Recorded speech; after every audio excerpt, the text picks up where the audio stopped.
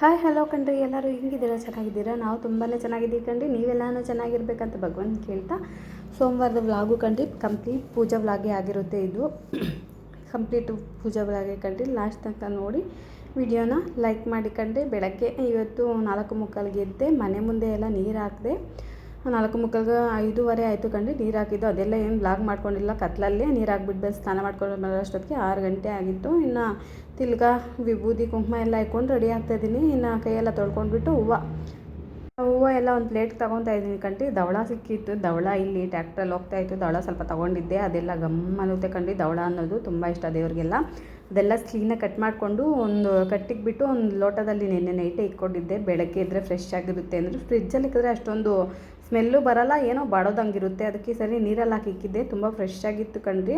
ಅವಾಗ ಅಂದ್ಕೊಂಡೆ ಇನ್ಮೇಲೆ ದವಳ ಏನಿದ್ರು ಫ್ರಿಜ್ಜಲ್ಲಿ ಫ್ರಿಜ್ಜಲ್ಲಿ ಯಾವುದೂ ಇಕ್ಬಾರ್ದು, ನೀರಲ್ಲಿ ಇಕ್ಬೇಕು ಅಂತ. ಇನ್ನು ದೇವ್ರಿಗೆಲ್ಲ ಅಲಂಕಾರ ಮಾಡ್ಕೊಬಿಡ್ತಾಯಿದ್ದೀನಿ ಕಣ್ರಿ. ಹೂವೆಲ್ಲ ಇಕ್ಕೊಬಿಟ್ಟು, ನಮ್ಮ ದೇವ್ರ ಮನೆ ಚಿಕ್ಕದಾಗಿರೋದ್ರಿಂದ ವೀಡಿಯೋ ಮಾಡೋದಕ್ಕೆಲ್ಲ ಸ್ವಲ್ಪ ಕಷ್ಟನೇ ಕಣ್ರಿ. ವೀಡಿಯೋ ಮಾಡೋದಕ್ಕೆ ಆಗಲ್ಲ ನಿಜ ಹೇಳ್ಬೇಕಂದ್ರೆ.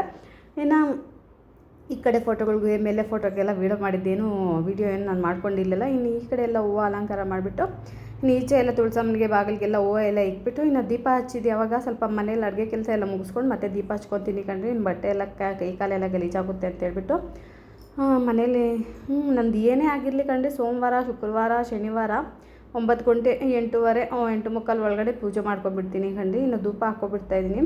ಯಾಕಂದರೆ ಬೆಳಗ್ಗೆ ಮಾಡಿಕೊಂಡ್ರೆ ನಮಗೂ ಸ್ವಲ್ಪ ಪೀಸ್ಫುಲ್ ಆಗುತ್ತೆ. ಮನಸ್ಸು ಮೈಂಡು ಎಲ್ಲ ಏನೋ ಒಂಥರ ಪಾಸಿಟಿವ್ ಅನ್ನೋದು ನಮಗೆ ಬರುತ್ತೆ. ಆ ದಿನ ಎಲ್ಲ ತುಂಬ ಖುಷಿಯಾಗಿ ಆರಾಮಾಗಿರ್ತೀವಿ ಕಣ್ರಿ. ಪೂಜೆ ಮಾಡಿದ್ರೆ ಮನಸ್ಫೂರ್ತಿಯಾಗಿ ಪೂಜೆ ಮಾಡಿಕೊಂಡ್ರೆ ಆ ದಿನ ಎಲ್ಲ ನಮಗೆ ಎಲ್ಲ ಒಳ್ಳೆ ರೀತಿಯಾಗಿ ನಮ್ಗೆ ಅನಿಸುತ್ತೆ. ಇನ್ನು ಧೂಪ ಎಲ್ಲ ಹಾಕಿ ಆರತಿ ಮಾಡ್ಕೊತಾ ಇದ್ದೀನಿ ಕಣ್ರಿ.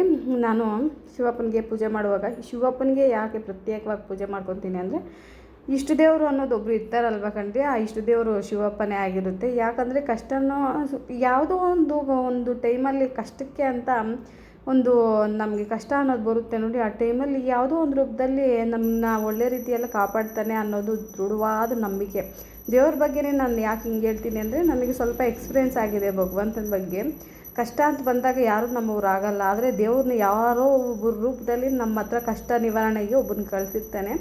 ಅದು ನನ್ನ ಜೀವನದಲ್ಲಿ ನಡೆದಿದೆ. ಅದಕ್ಕೆ ನಾನು ಶಿವಪ್ಪನ ಯಾವುದೇ ರೀತಿ ಶಿವಪ್ಪ ಅಂದರೆ ಚಿಕ್ಕವಾಗಿಂದನೂ ಇಷ್ಟ ರೀ. ಇವತ್ತೆಲ್ಲ ಅವಾಗಿಂದನೂ ಅಂದರೆ ಶಿವಪ್ಪನ ಅಂದರೆ ನಂಗೆ ತುಂಬಾ ಇಷ್ಟ. ಇವಾಗಿನ ಸ್ವಲ್ಪ ಭಕ್ತಿ ಜಾಸ್ತಿ ಹೋಗ್ಬಿಟ್ಟಿದೆ ಶಿವಪ್ಪನ ಮೇಲೆ. ಸೋಮವಾರ ಕಂಪಲ್ಸರಿ ಪೂಜೆ ಮಾಡಿರ್ತೀನಿ. ಮಂತ್ಲಿ ಏನಾದರೂ ಮಾತ್ರ ಪೂಜೆ ಅನ್ನೋದು ಮಾಡಲ್ಲ. ಇನ್ನು ಶಿವಪ್ಪನ ದೇವಸ್ಥಾನಕ್ಕೂ ಹೋಗ್ತೀನಿ ಕಂಪಲ್ಸರಿ.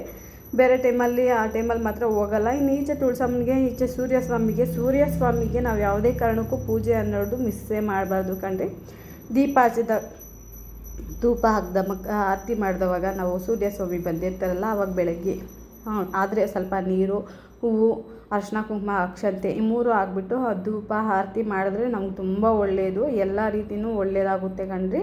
ಅದಕ್ಕೆ ಸೂರ್ಯಸ್ವಾಮಿಗೆ ಆರತಿ ಮಾಡ್ಕೊಬೋದು. ಇನ್ನು ಆರತಿ ಮನೇಲಿ ಬೆಳ್ಕೊತಾ ಇದ್ದೀನಿ. ಪೂಜಾವಾಗ ಒಬ್ಬೊಬ್ರಿಗೆ ಇಷ್ಟ ಆಗುತ್ತೋ ಇಷ್ಟ ಆಗಲ್ವೋ ನನಗೆ ಗೊತ್ತಿಲ್ಲ. ಏನು ಇವ್ರು ಮಾಡಿದ್ದೆ ತೋರಿಸ್ತಾರೆ ಅನ್ಕೋಬೋದು. ದಯವಿಟ್ಟು ಆ ಥರ ಯಾವತ್ತೂ ಅನ್ಕೋಬೇಡ್ರಿ. ನಾನೇ ಊಹೆ ಮಾಡ್ಕೊಂಡು ಹೇಳ್ಬಿಡ್ತೀನೇನೋ ಒಂದೊಂದು ಸರಿ ಅನಿಸುತ್ತೆ. ಯಾರೂ ಏನೂ ಕಮೆಂಟ್ ಮಾಡಲ್ಲ, ನಾನೇ ಊಹೆ ಮಾಡ್ಕೊಂಡು ಹೇಳ್ಬಿಡ್ತೀನೇನೋ ಅಂತ ಅನ್ಕೊತೀನಿ ಕಣ್ರಿ. ಆ ಥರ ಏನಾದರೂ ಇದ್ದರೆ ದಯವಿಟ್ಟು ಕ್ಷಮೆ ಇರಲಿ. ಯಾಕೆ ಹಂಗೆ ಕೇಳ್ತೀನಿ ಅಂದರೆ, ನಾನೇ ಊಹೆ ಮಾಡ್ಕೊಂಡು ಹೇಳ್ತೀನಲ್ಲ, ಅದಕ್ಕೆ ನಾನೇ ಎಲ್ಲ ಫಸ್ಟೇ ಹೇಳ್ಬಿಡ್ತೀನಲ್ಲ, ಯಾರು ಏನೂ ಕಮೆಂಟ್ ಮಾಡಲ್ಲ, ನಾನೇ ಹೇಳ್ಬಿಡ್ತೀನೋ ಅಂತ ಹೇಳ್ಬಿಟ್ಟು ಅಷ್ಟೇ, ಇನ್ನೇನು ಇಲ್ಲ ಕಣ್ರಿ. ಎಲ್ಲರಿಗೂ ದೇವ್ರಂದರೆ ಅದು ಯಾರಿಗೂ ಇಷ್ಟ ಇರಲ್ವ ಕಣ್ರಿ. ಎಲ್ಲರಿಗೂ ಇಷ್ಟನೇ ದೇವ್ರಂದರೆ. ಯಾರಿಗೆ ಥರ ಇಷ್ಟ ಇಲ್ಲ, ನನಗೂ ಇಷ್ಟ. ಪ್ರತಿಯೊಬ್ಬರಿಗೂ ದೇವ್ರನ್ನ ನಂಬೋ ಪ್ರತಿಯೊಬ್ಬರಿಗೂ ಭಗವಂತ ಅಂದರೆ ಇಷ್ಟ. ನಮ್ಮ ಕಷ್ಟನೋ ಸುಖನೋ ಯಾರ ಹತ್ರ ಹೇಳ್ಕೊತೀವಿ ಅಂದರೆ ಭಗವಂತನ ಹತ್ರನೇ. ಇನ್ನು ಯಾರ ಹತ್ರ ಹೇಳ್ಕೊಂಡ್ರೂ ಅದು ವ್ಯರ್ಥನೇ. ದೇವ್ರ ಹತ್ರ ಒಬ್ಬರ ಹತ್ರನೇ ನಾವು ಹೇಳ್ಕೊಬೇಕು.